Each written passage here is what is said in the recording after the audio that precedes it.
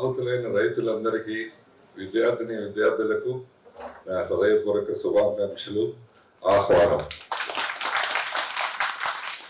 అసలు ఇప్పుడు ప్రస్తుతం రైతు పరిస్థితి చాలా కరువు పరిస్థితుల్లో ఉన్నారు.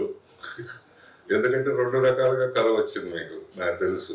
ఒకటేమో నీళ్లు రాలేదు, శ్రీశైలం నాగార్జున సాగర్లో నీళ్లు లేవు కాబట్టి నీళ్లు రాలేక కొంత సగం పొలం వేయలేకపోయారు.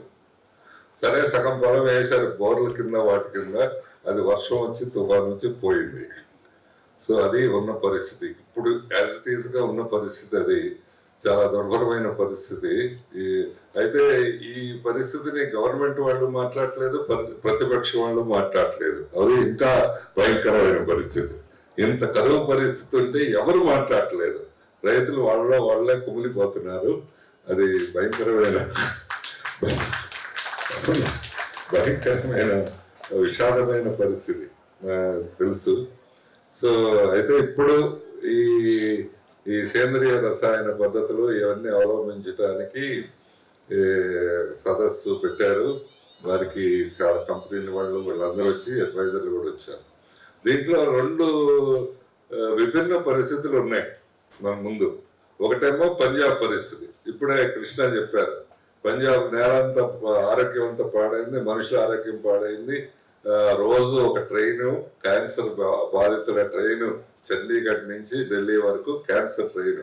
అది ఒక పద్ధతి, అది ఒక పరిస్థితి. రెండవ పరిస్థితి కూడా ఏంటంటే, ఇక్కడ వేదిక మీద ఉన్న వాళ్ళు అందరూ అర్థం చేసుకోవాల్సింది, పూర్తిగా సేంద్రియ పద్ధతులు అయితే శ్రీలంక అంతా భోజనం లేకుండా పరిస్థితి ఏర్పడింది. వాళ్ళకి సరిపడా పంటలు రాలేదు. వాళ్ళ పాపులేషన్ 2 కోట్లే, 2.5 కోట్లే. మనకేమో 140 కోట్లు.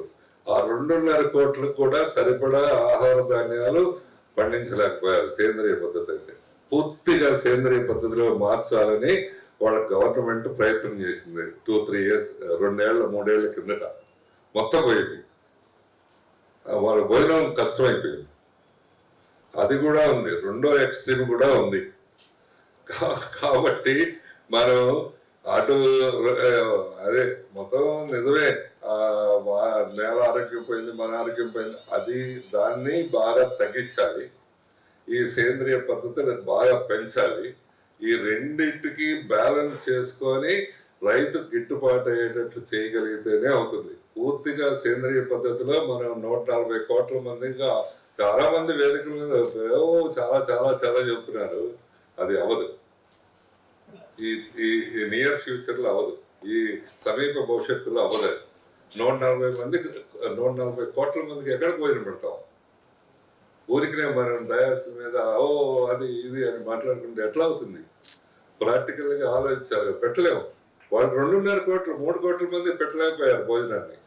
శ్రీలంక వాళ్ళు మొత్తం వాళ్ళు గవర్నమెంట్ పాలసీ చేశారు. మొత్తం వ్యవసాయం అంతా సేంద్రియ పద్ధతుల్లోనే చేయాలి అని చేస్తే భోజనమే సరిపోలేదు.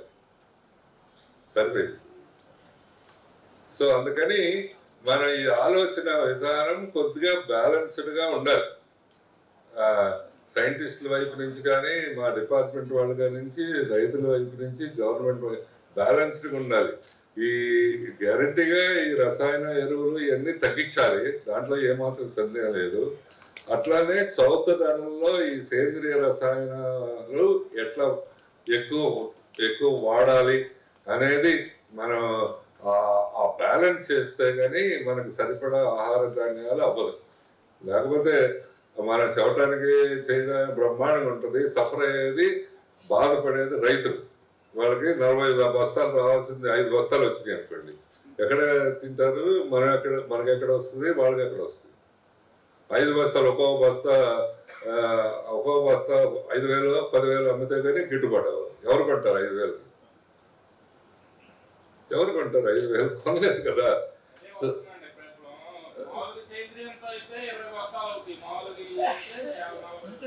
40 వస్తుంది. ఇప్పుడు ఎవరు కొంటారు? ఇప్పుడు 2,500 ఉంది మామూలుది.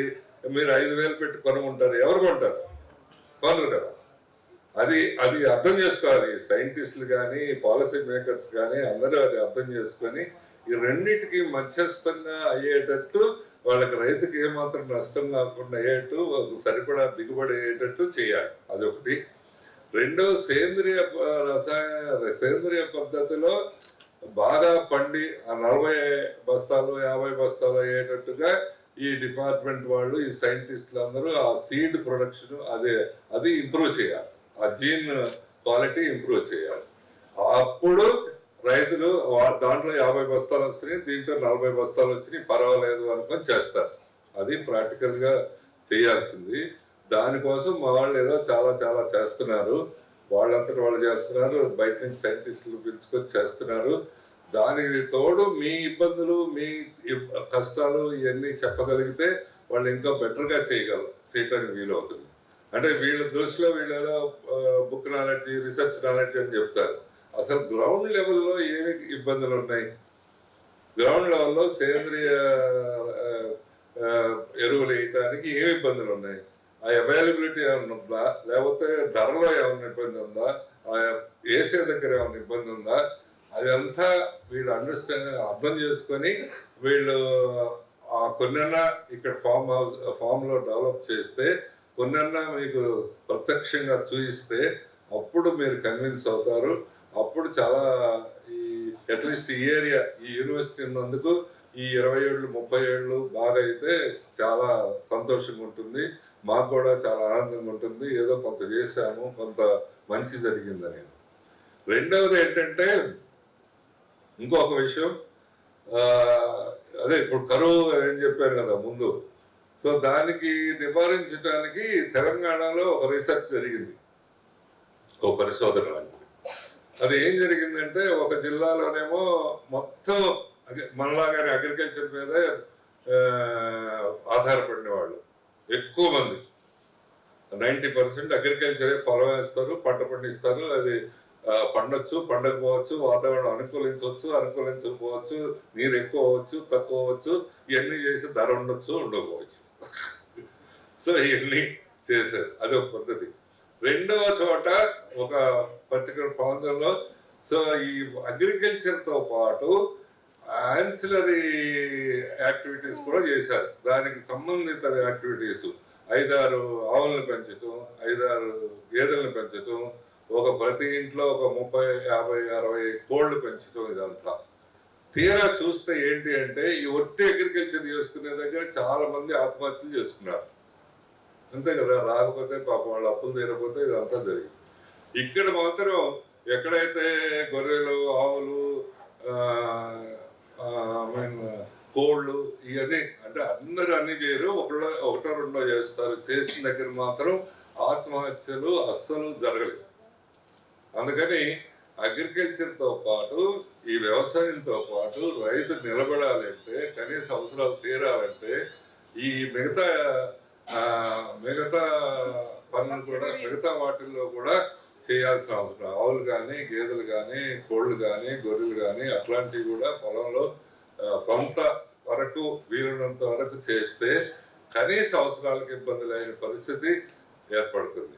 అట్లాంటిది కూడా మా వాళ్ళు ఏదైనా చెయ్యాలి, దేనికి ఎక్కువ రెవెన్యూ వస్తుంది, దేనికి ఎక్కువ ఆదాయం వస్తుంది, ఎట్లా సస్టైన్ చేయగలరు అనేది ఇక్కడ ఇంపార్టెంట్.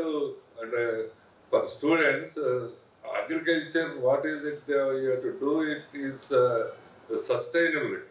అంటే చాలా రోజులు ఒక ప్రాక్టీస్ని అది చేయటం, వాళ్ళకి పేదరికం లేకుండా చేయటం, వాళ్ళకి ఇబ్బంది లేకుండా చేయటం అనేది సస్టైనబిలిటీ అనేది రీచ్ అవ్వాలి.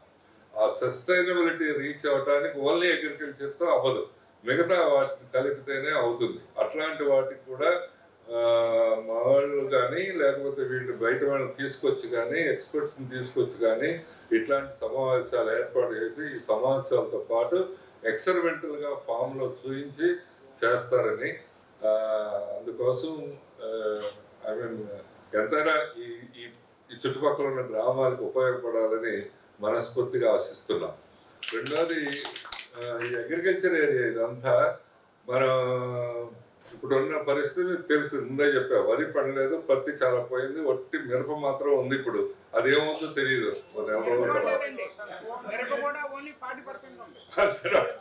ఓకే, సో అది కొన్ని చోట్ల పల్నాడులో బాగానే ఉంది అన్నారు, కొన్ని చోట్ల పోయినట్టుంది. సో అది దీనికి తోడు ఈ ఏరియాలో మేము చాలా ప్రయత్నం చేస్తున్నాము. ఎప్పటికవుతాం మనకు తెలియదు. మనకు ఫుడ్ ప్రాసెసింగ్ యూనిట్స్ లేవు ఇక్కడ. నారాకోటంలో చాలా కూరగాయలు పడతాయి. ఒక టైం అప్పుడు బెండకాయ రూపాయికి ఇస్తారు, ఒక టైం అప్పుడు 5-6 రూపాయలు ఉంటాయి, ఒక టైం అప్పుడు టొమాటో 4 రూపాయలు ఉంటుంది, ఇంకో టైం అప్పుడు 10 పైసలు. సో ఆ 10 పైసలు ఉన్నప్పుడు వాటిని అన్నింటినీ స్టోర్ చేసి దాన్ని మంచిగా ఎప్పుడైనా వాడేటట్లు చేయగలిగితే చాలా బ్రహ్మాండం. అది అప్పుడు దాని వాల్యూ పెరుగుతుంది.